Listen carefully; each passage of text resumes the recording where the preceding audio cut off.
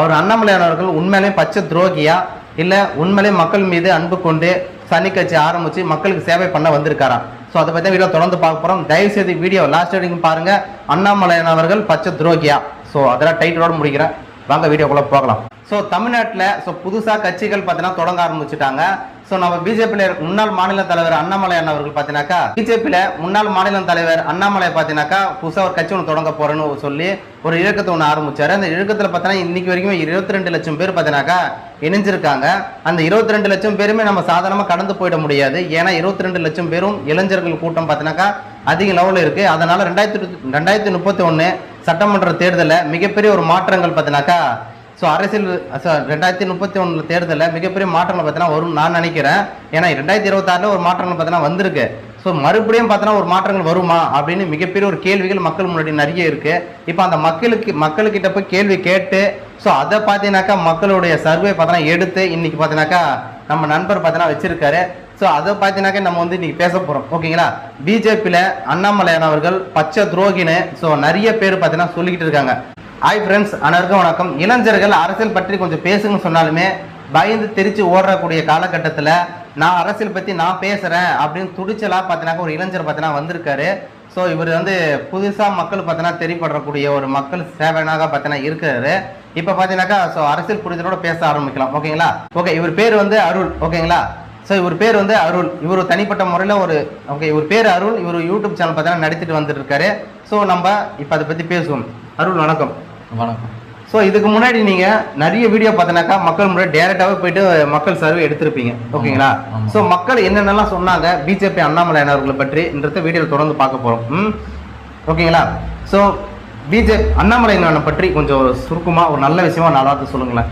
அண்ணாமலை ஒரு காவல்துறையில் சிறப்பாக பணியாற்றிக்கிட்டு இருந்தது ஒரு ஆள் தான். கனடாவை பார்த்தீங்கன்னா ஒரு போலீஸ் அதிகாரியாக இருந்திருக்காரு. ஒரே நைட்டில் பார்த்தீங்கன்னா ஒரு ஸ்டேஷனையே மாற்றிருக்காரு அப்படிலாம் சொல்லி கேள்விப்படும் போது அவர் ரொம்ப விறுவிறுப்பான ஆளுன்னு நம்மளால் புரிஞ்சுக்க முடியும். அதே களத்தோடு தான் அரசியலுக்குள்ளே வந்தார். அவருக்கு வந்த நேரம் பார்த்தீங்கன்னா அதேமாரி அரசியல் களமும் அப்படி தான் இருந்துச்சு. அதிமுக ரொம்ப வீக்காக இருந்துச்சு. அந்த டைமில் அண்ணாமலை இறங்கி திமுகவுக்கு என்னெல்லாம் தப்பு பண்ணுறாங்களோ இவர் உடனடியாக நடவடிக்கை எடுத்து எல்லாத்தையும் மக்கள்கிட்ட கொண்டு போய் சேர்த்தாரு. அதுலேயே பார்த்தீங்கன்னா இளைஞர்கள் எல்லாமே அண்ணாமலையை பின்பற்ற ஆரம்பித்தாங்க. அதுக்கு முன்னாடி இந்த பிஜேபினா என்னன்னே தெரியாது சில பேருக்கெல்லாம். பிஜேபிக்குள்ள ஒரு நல்ல ஒரு தலைவர் கிடைச்சிருக்காரு அப்படின்னு அண்ணாமலையை நிறைய பேர் ஏற்றுக்கிட்டாங்க. அண்ணாமலையை தான் கொண்டாடிக்கிட்டு இருந்தாங்க.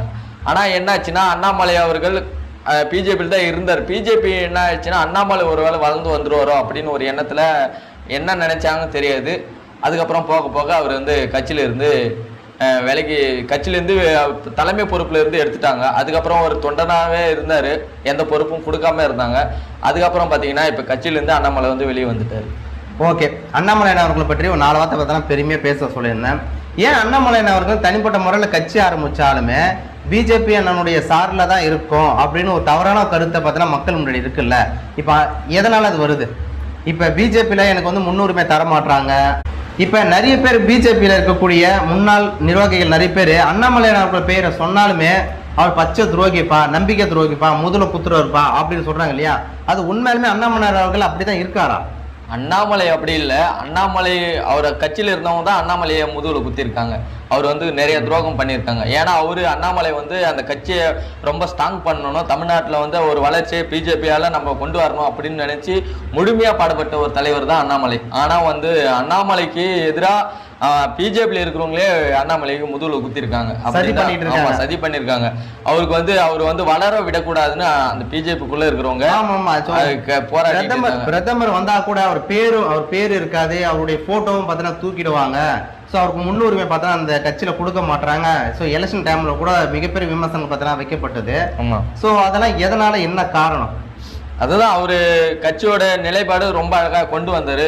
ஒரு திமுகவுக்கு உண்மையாலே தமிழ்நாட்டில் ஒரு எதிர்கட்சியாக கொண்டு வந்தது. போன இதுல சொல்றேன், போன வாட்டி யார் யாருக்கு போட்டி இருந்துச்சு அப்படின்னா அண்ணாமலைக்கும் திமுகவுக்கும் தான் போட்டியாவே இருந்துச்சு. இரட்டை இலை என்ற ஒரு கட்சியே இல்லாத அளவுக்கு ஆக்கின ஒரே ஆளு அண்ணாமலை மட்டும்தான். அதனாலேயே அண்ணாமலை மக்கள் மனசுல ரொம்ப மாணவர்கள் மத்தியிலும் சரி மக்கள் மத்தியிலும் ஒரு பேசும் பொருளா அண்ணாமலை இருந்தாரு. ஏன்னா ஒரு கட்சி நிலைப்பாடுகளை ரொம்ப அழகாக கொண்டு போன விதங்கள்ல இருந்து எல்லாமே வந்து சூப்பராக கொண்டு வந்தாங்க. மும்மொழி கொள்கையை கொண்டு வரும்போது கூட அண்ணாமலை நிறைய வந்து கரெக்டாக அப்பதான் நானே யோசிச்சேன்.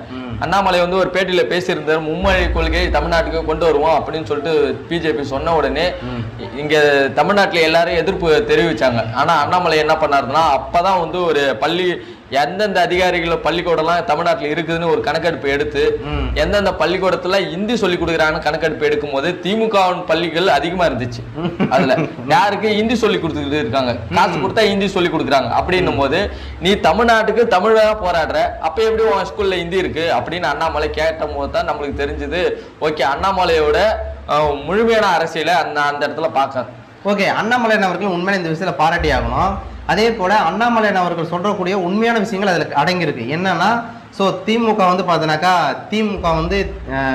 திமுக வந்து இந்தி வேண்டாம் வேண்டாம்னு சொல்றாங்க. ஆனா அவங்களுடைய பசங்களை இந்தி படிக்க வைக்கிறாங்க. அவங்க பசங்களை வெளி மாநிலத்துக்கும் ஸோ வெளிநாட்டுக்கும் போய் அனுப்பிச்சு வச்சு ஸோ அங்க இருக்கக்கூடிய இந்தி படிக்க வைக்கிறாங்க. எதனால, என்ன காரணம்? அவங்க பசங்க மட்டும் தான் ஹிந்தி கத்துக்கணும்னு நினைக்கிறாங்களா? இல்ல அதை தாண்டி பாத்தீங்கன்னாக்கா தமிழகத்தில் இருக்கக்கூடிய மக்கள் பார்த்தீங்கன்னா ஹிந்தி கத்துக்கினாக்கா அவங்களுக்கு வந்து அரசியல் புரிதல் வந்துடும். ஸோ பிஜேபி என்னென்னலாம் அரசியல் புரிதல் சொன்னால், பிஜேபி ஒரு அரசியல் நடத்துறாங்க, அவங்களுக்கு தமிழ் தெரியாது, ஹிந்தி பேசி பார்த்தீங்கன்னாக்கா தமிழ்நாட்டில் இருக்கக்கூடிய மக்களை அரசியல் புரிதல கொண்டு வரலாம்னு நினைக்கிறாங்களா என்று தெரியல. ஸோ அதனால திமுக எதுக்குறாங்களா?